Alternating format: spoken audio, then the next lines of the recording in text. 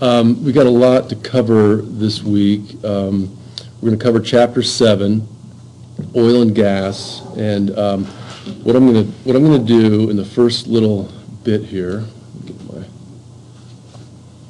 Get our little game plan for this morning going. I want to cover summary. Actually, both summaries, and I'm going to introduce summary 3, which I will just inform you ahead of time is the most challenging of the 5 summaries.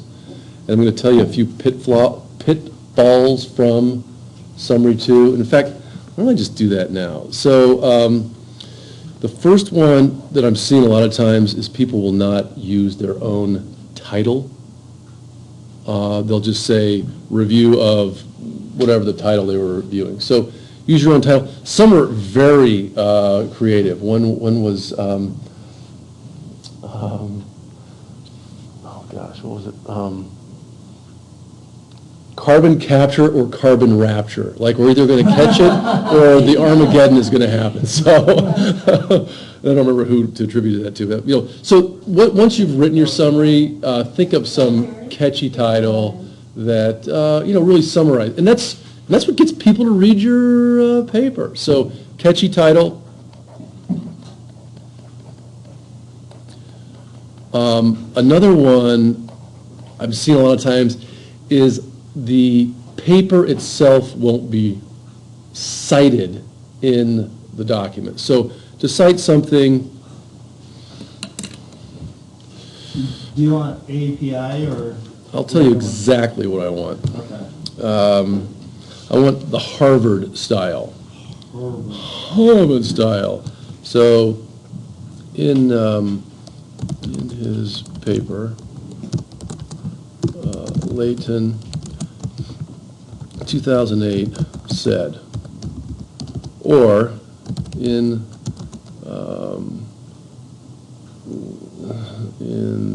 summary in the paper.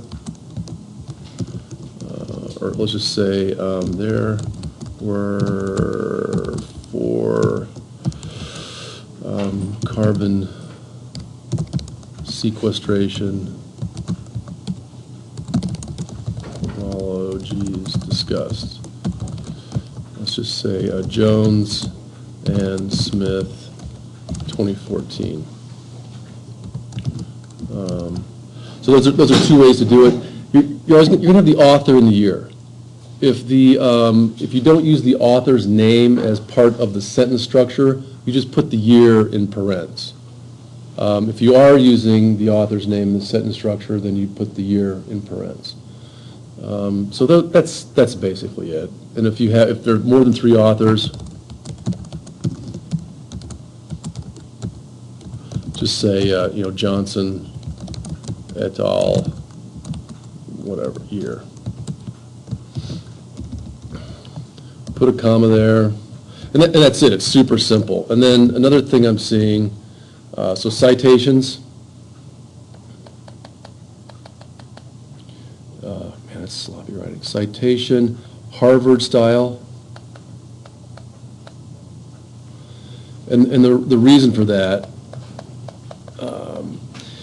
in these papers we're only using one reference. If this was like a really dense, long paper, you would use the Vancouver style, which is numbered, or you can also use what's called the IEEE, the Institute for Electrical and Electronic Engineers style, also very compact, but let's just use Harvard style.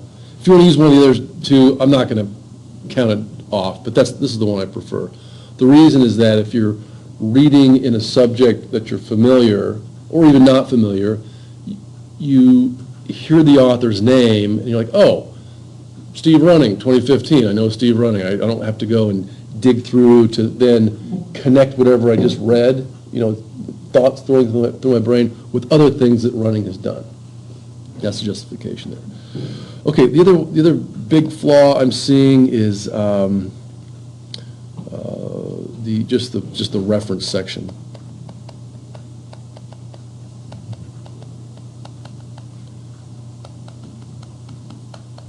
Reference section, and that's just after you've got the so first of all name, date, course, assignment.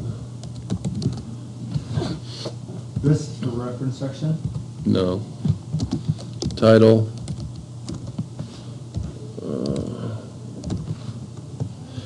Just also handy, if you do Control E in Word, it puts your Control E's, puts it in the middle, Control L's the left, Control R's the right, just kind of. So then, here's the body, et cetera, et cetera, et cetera, and reference. And then it's just author, year, title, journal, volume, issue, if there is one, pages. Really simple. That's what your reference section looks like. Another thing, this really should be single-spaced. It's just easier for me to read, easier for me to grade. On these also, on your paragraphs, I suggest doing this a 2-point indent. It's pretty handy. You might see your papers coming back with this 2-point indent. And another thing that's super handy, if you do a Control-Shift-8 in Word, it turns the meta characters on and off. Control-Shift-8 lets you see the spaces, as little dots, the paragraph returns as the backwards P. What else do I want to tell you about this? Yeah, typically the default under paragraph, the default is this, at least on mine, is to have 8 points after. Keep that to 0 and do your spacing before. If you want to keep this at 1.08 instead of 1, that's fine, but do your spacing before, because that's where it matters. That's what allows you to see what's coming next. It's like I still don't get why you would put spaces after. The spacing should be before the paragraphs start, not after they end. What's your preferable font? You can use whatever font you like. I don't care. Typically, though, Times New Roman is easier to read quickly in a print like this. If you're putting in a figure, it's usually better to use a sans serif font like an Arial. That's almost, ubiquitous across the publishing world, was to see in your body, a serif font. Yeah. In the reference, what does the PP stand for? Just the pages. Page. Yeah, it's page numbers. Yeah, yeah. Specific page number, or how many pages? Just the start and the end. Oh, okay. Where it starts, yeah, page 1 to page N, whatever those happen to be. Another super handy thing, I see a lot of people, when they'll write CO2, I'll see it written out like this a lot of times. If you do shift left arrow and then control equals will give you that subscript. And then control shift plus will give you that superscript without fishing around for the other stuff. So I see that a few times. Another one, you can also put in another error I see a lot of times are compound adjectives. So coal-fired power plant is correct. Coal-fired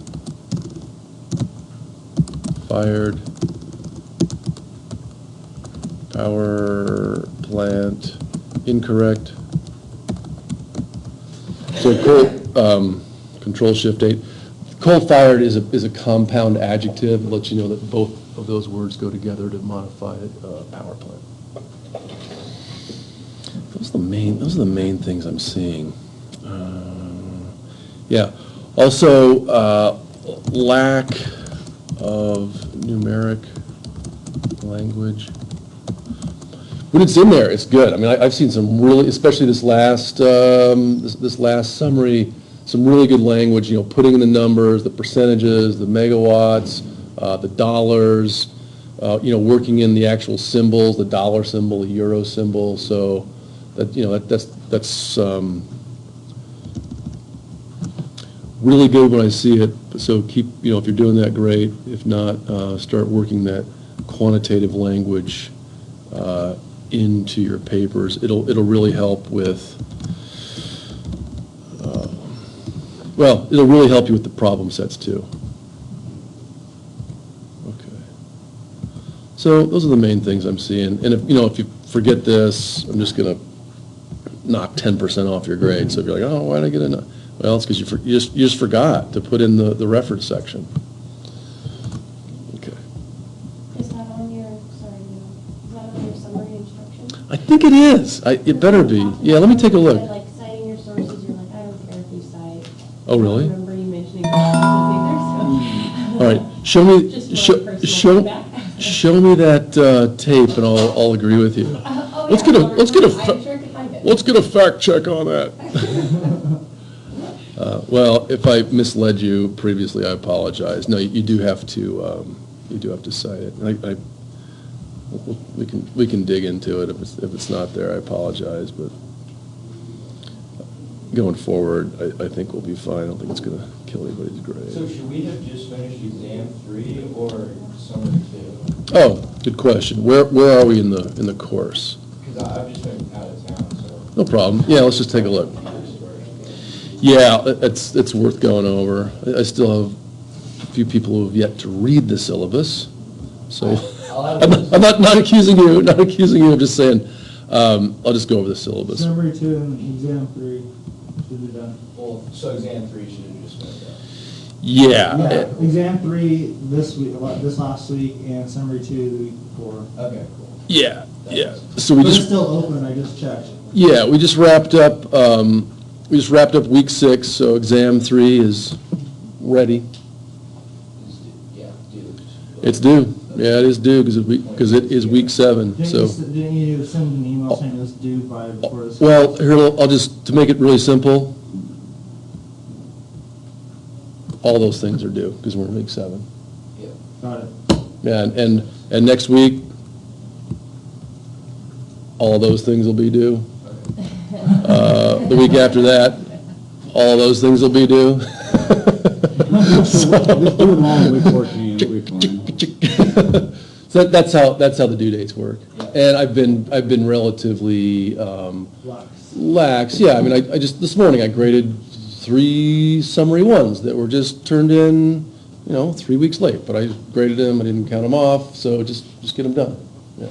I'm doing summary 2 Yeah. today. I mean, there are other college courses where you get one shot right at the end to make your whole grade. I'm not like that, but if you want to wait till the very end and try to do it all, yeah. Crazy talk. Crazy talk, yeah. Yeah. I need to get exam 3 done. Get her done. Get her done. What is PS1? PS1 is problem set 1. Yeah. So, next on the agenda, I want to introduce summary 3. I'd like you to get just at least start on that, and then we'll take a look at problem set 1, and then we will. You know what? This is kind of really starting to bug me. Peter Donahue is my teaching assistant, and I've asked him several times to move problem set 2 into its proper week, and it's just still there. I don't know exactly why he's having that trouble, but I apologize for that still being there. Problem set 2 should be down in agreement with the because there's with the syllabus. So my apologies on that. But let's take a look at summary 3, because that is it's coming up. It's not due next, but since I'm on the topic of summaries, I want to just have you take a look at this. Okay. So what we're going to do is have you go to this website, worldometers.info. You're going to look at a couple different statistics, and the statistics that we're going to look at are going to harken back to summary 1. We're going to look at global population, CO2 emissions, et cetera, and I'm going to have you plot those in Microsoft Excel and do a little bit of prediction or extrapolation. So let me just hop to this website. Wow. Okay, so there's the global population. It's knocking on 7.5 billion. When I first started this course, started doing this in 2011, it was 6.8. Wow. Yeah. Wow. Find all that stuff out though. Yeah, well, that's going to be partially up to you is to determine, well, actually, when you take Energy 102, I'm going to ask you to dig into where these statistics are coming from. They come from multiple sources. There's twice as many births as there is deaths. Well, Almost twice as fast as the deaths. well, And the births happening that aren't recorded either. yeah. So this is your opportunity to sort of dig into some of the bigger numbers. So there's global population. It might just be a projection as well. Some of it is a projection. Yep. Yeah. So here's economics. Your taxes. You know, Yeah, lots and lots of bicycles. you know, society and media. I'm actually doing Crazy. a project at 3 cycles. 92 billion emails. That's great. Yeah, I worked with them over the summer. I'm surprised there's more emails than Google searches. That's actually a little surprising.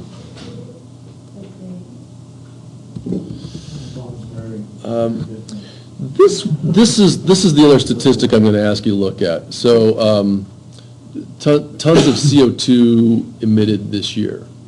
This year. Yep, there it is. And then you're going to get to choose another statistic. So here's I'm just going to give you the really quick overview. So pay attention here. This is, and if you haven't used Microsoft Excel before, this is the part that is kind of a game stopper for a lot of students. So pick any cell, and right here I'm just going to say days or day. Here I'm going to say population, and here I'm just going to say CO2. So I've just typed those simple 3 things, and here I'm going to put the number 0, I can hit return, here I'm going to put the number 2, here I'm going to put the number 4, and here I'm just going to put a number. So you're going to go to this website and put in how many people there are right now. So I'm going to pretend that I did it, 7.4. I'm going to go to CO2 and put in 29.2. I'm going to do it. I'm going to come back 2 days later, and I'm going to find another number, 7.41. I'm going to find another number, 29.6. I'm going to come back again another 2 days later, so 4 days in the future, and put in whatever it happens to be, 7.45, and then let's just say 30. So I'm just, obviously making these numbers up, but these are the type of numbers you'll put into your spreadsheet. And then you'll grab them, insert, chart. Pick this kind of chart right here. Yeah, and I wish Excel were a little bit smarter because it ends up kind of screwing this thing up. So obviously it messed up in that it picked the wrong independent and dependent variables, so I'm going to fix that right now. Series 1 should be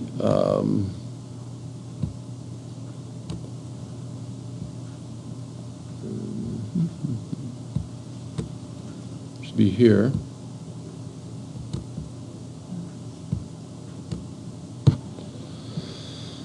Right, with 0, 2, and 4 as the days, which are the independent variables. And then series 2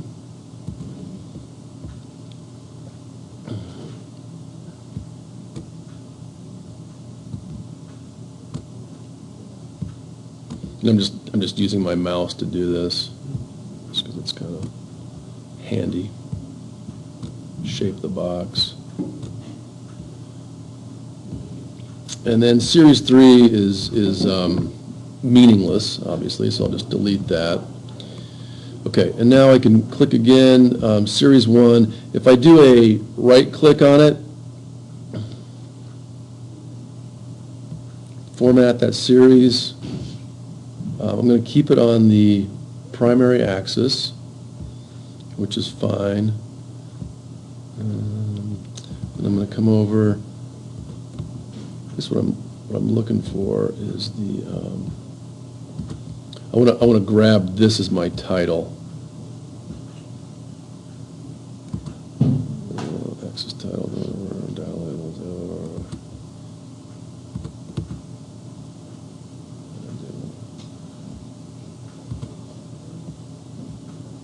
Select data. Okay, so Series 1, I'm going to edit Series 1.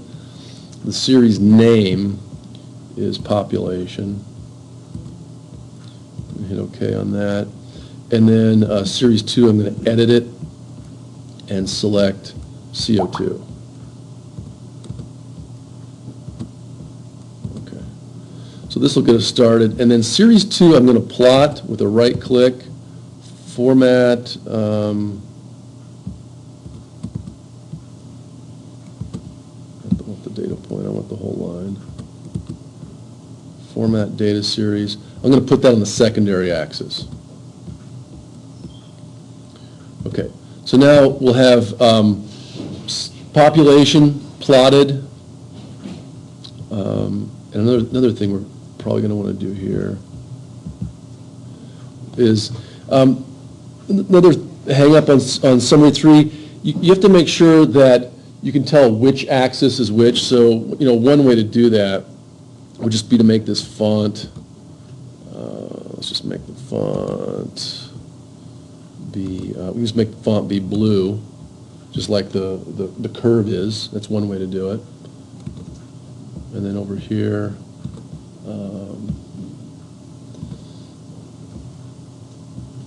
click on this font, and we will make that orange.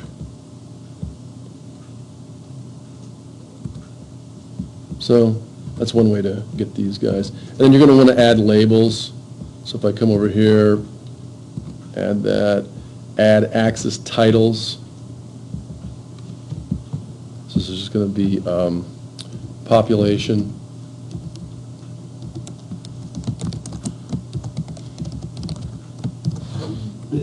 Billions and billions. And then I think the CO2 was in tons. Actually, billion tons.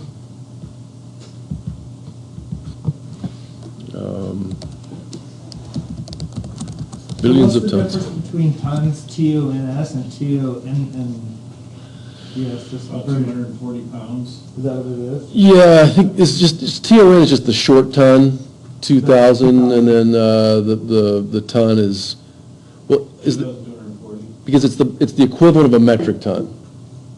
Yeah, TONNES is how many pounds there are in a metric ton. Okay. Yeah. Okay. Thank you. You are Ours welcome. makes more sense on one form of metric than, Beg your pardon? like, all the other metrics are like right on the dot, and ours are kind of like skewed off, but that one, theirs is like just off the dot, and ours is right on. Well, I suppose, but if you think back to our discussions on units versus dimensions, Then, yeah, I mean, at some point they're all somewhat arbitrary, I suppose, unless you kind of want to start measuring things in, atomic mass units and just call that one, a proton is a mass of 1 and go from there, but, yeah. And when you think about it, too, you might think about how confusing the U.S. system of measurement is. It's actually, when it gets down to it, kind of binary, because we tend to, double or have things with, cups and pints and all that, but anyway, versus decimal. yeah. A liter of cola. A liter of cola. Yeah, so anyway, so that's just to get you started. There are more details to it than that, but if you haven't played with Excel much, start messing around with Excel. Okay, so we're a half hour in. I've shown you a few common pitfalls of Summary 1. Use a catchy title. It's what gets people to read it's starting to read your paper. Use the Harvard style of citation. I'm not going to hold your feet to the fire. That's just what I prefer. And do include a reference section. Cat's out looking for when I told everyone that you don't have to include a reference section, but you do. Fact check. Well, we should have learned that. Well, In middle school. yeah, so it's time to use your previous knowledge. You like make sure that's on recording and Yeah, post that up. yeah. I should have learned that. It's all on recording, it's all on Yeah, recording. It's never the case. You can take like 5th grade level like tests, you know, and like you're like, oh, I don't remember doing this. Well, just do it, just do it. It No, shows, believe me, on those papers. no, it shows. no reason to argue about it. I also showed you a few things about using a little indent. I showed you how to make a subscript. I gave you a couple examples of how the citation should look. I stated out a common error that a lot of times the dash in compound adjectives is left out.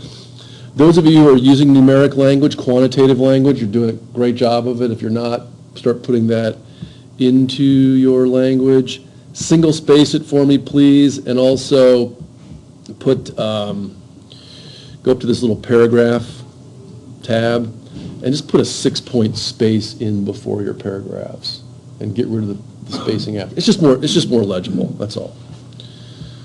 Okay, so that's it for part 1 of 3. We're gonna next get on to problem set 1, and then we'll get into chapter 7.